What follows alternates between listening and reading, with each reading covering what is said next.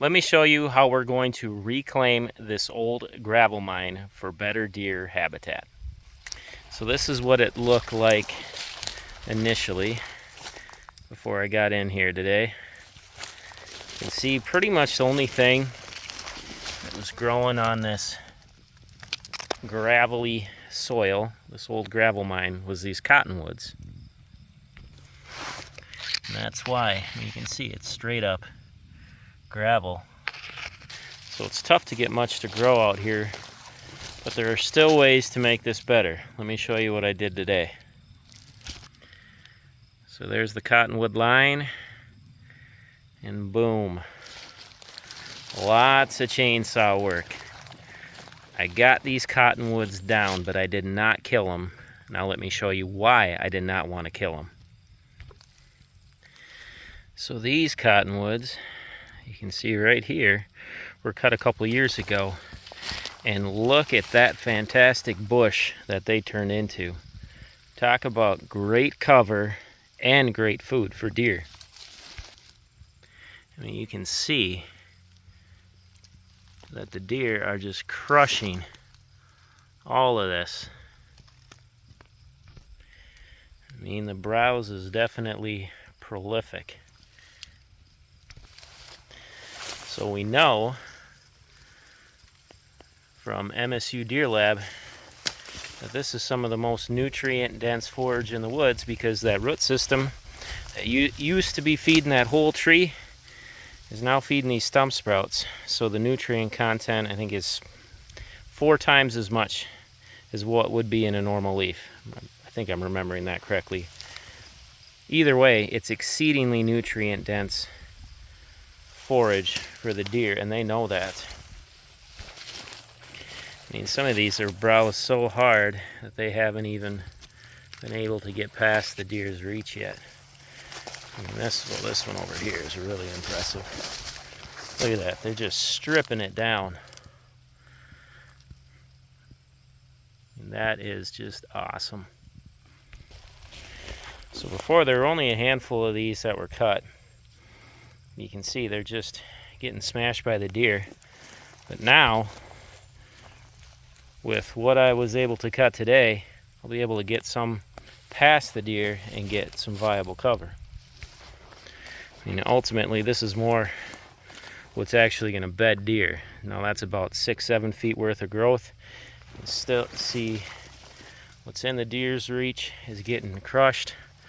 But what's outside of the deer's reach is getting, or not getting, browsed heavily at all. So, and that is good cover for the deer. So the goal today was to duplicate that. That's exactly what I did. I flush cut probably hundreds of young cottonwoods, because every one of these is going to stump sprout. Now it looks like wide open spaces right now, but I believe those trees were cut 2-ish years ago. You can see how fast they stump sprout. Pretty prolific in coming back.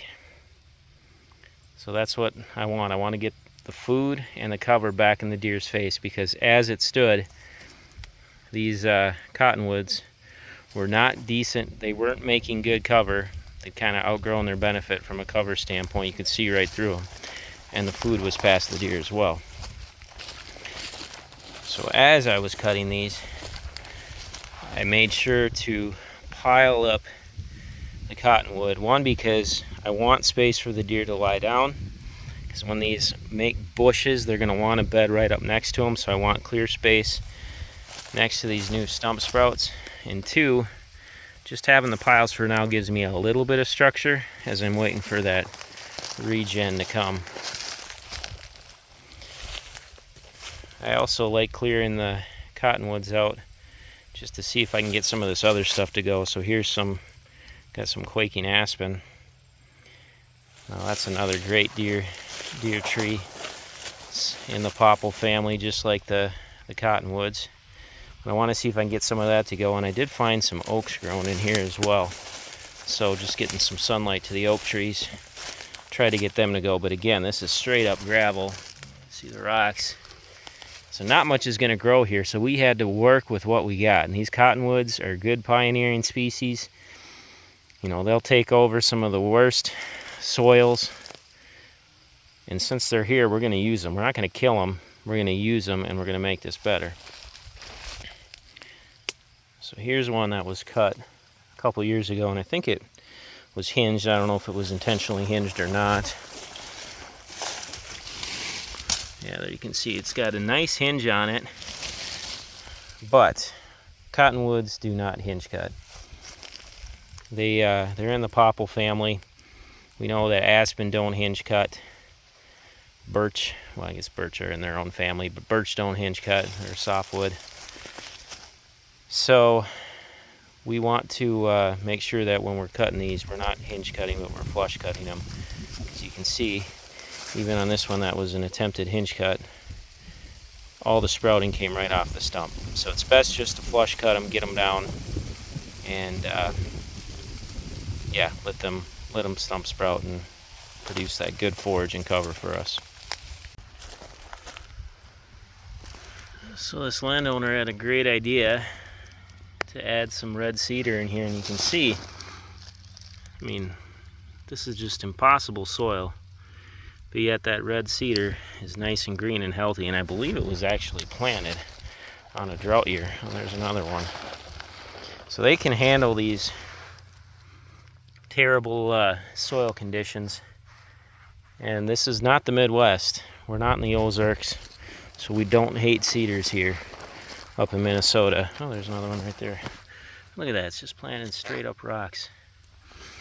So those will be a great addition to this area because they'll add a thermal component which is lacking on this property.